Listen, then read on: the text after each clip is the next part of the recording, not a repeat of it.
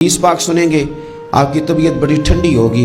میرے نبی پاک صلی اللہ تعالیٰ علیہ وسلم ارشاد فرماتے ہیں کہ جو بندہ سوال سے بچنا چاہے گا، ارادہ کرے گا اللہ میں نے کسی سے نہیں مانگنا، فرمایا جو سوال سے بچنا چاہے گا رب اسے سوال سے بچا لے گا، اور جو لوگوں سے بے نیاز ہونا چاہے گا کہے گا یا اللہ مجھے دنیا داروں کا محتاج نہ بناؤ، اپنی بارگاہ سے عطا فرما۔ جو لوگوں سے بے نیاز ہونا چاہے گا اللہ لوگوں سے بے نیاز کر دے گا، اور فرمایا جو صبر کا ارادہ کرے گا اللہ اسے صبر کی توفیق بھی عطا فرما دے گا۔ ارادہ تو کرے، پروگرام تو بنائے، توفیق تو اللہ دے گا۔ جو صبر کا ارادہ کرے گا اللہ صبر کی توفیق بھی عطا کر دے گا۔ اور حضور صلی اللہ تعالی علیہ وسلم فرمانے لگے یاد رکھو کسی بندے کو جو بہترین تحفہ دیا گیا ہے نا، اگر کسی کو کوئی بہترین عطیہ ملا ہے تو پھر اللہ تعالیٰ نے اسے صبر عطا فرمایا ہے۔ یہ بہترین تحفہ ہے، اس سے زندگی سنور جاتی ہے، اس سے انسان باوقار اور مطمئن ہو جاتا ہے، اس سے اس کے شب و روز آسانی سے بیتتے ہیں، وہ دنیا کی پگڈنڈیوں سے آسانی سے گزر کے اللہ کی بارگاہ عالی مرتبت میں سرخرو ہو کر حاضر ہو جاتا ہے۔ لیکن اگر بے حوصلہ ہو، صبر نہ ہو، پھر نقصان روز بروز بڑھتا ہے۔ اور پھر میرے رسول پاک صلی اللہ تعالی علیہ وسلم ارشاد فرماتے ہیں کہ اصل بات یہ ہے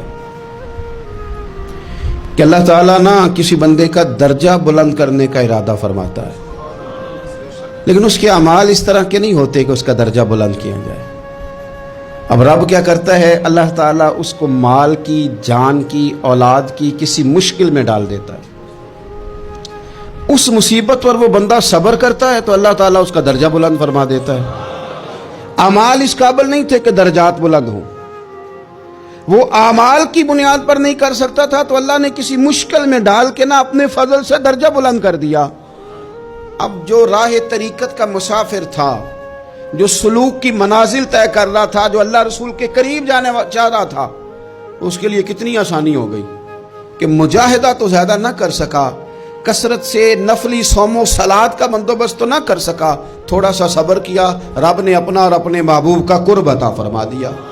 تو یہ تو آپ صبر کرنے کے لیے جب نکلے ہیں تو آپ نے تو رب رسول کو پا لیا ہے۔ یہ صبر تو وہ والا سفر ہے جس کی جو منزل ہے وہ اللہ رسول کا قرب ہے۔ ہم لوگ تھوڑی تھوڑی باتوں میں حوصلہ ہار جاتے ہیں، صبر چھوڑ جاتے ہیں، پریشانی بڑھ جاتی ہے، پتہ نہیں ایسے محسوس ہوتا ہے کہ جیسے یہی بندہ دنیا کا سب سے دکھی بندہ ہے۔ تو ایک تو یہ کہ ذاتی حیثیت سے صبر کرے، ایک یہ کہ پھر دشمن کا جب مقابلہ ہو، آمن نصبرو و صابرو، آپ کا جب مقابلہ سامنے کسی کے ساتھ ہو تو پھر تیر، تلواریں، اسلحہ، بندوقیں یہ نہیں زیادہ لڑتی، میدانوں میں حوصلے لڑتے ہیں، میدانوں میں صبر لڑتا ہے، میدانوں کے اندر توانائیاں لڑتی ہیں۔ میدان کربلا کے اندر کوئی مقابلہ نہیں تھا تیر کا تیر کے ساتھ، تلوار کا تلوار کے ساتھ کوئی مقابلہ نہیں تھا۔ میدان کربلا کے اندر ظلم کا صبر سے مقابلہ تھا۔ فتح کے ڈنکے یزید نے بجائے تھے، جشن ابن زیاد نے منایا تھا، لیکن قیامت تک اللہ نے جو فتح عطا فرمائی ہے تو وہ حسین ابن علی کے صبر کو عطا فرمائی ہے، وہ سیدنا امام علی مقام کے صبر کو ملی۔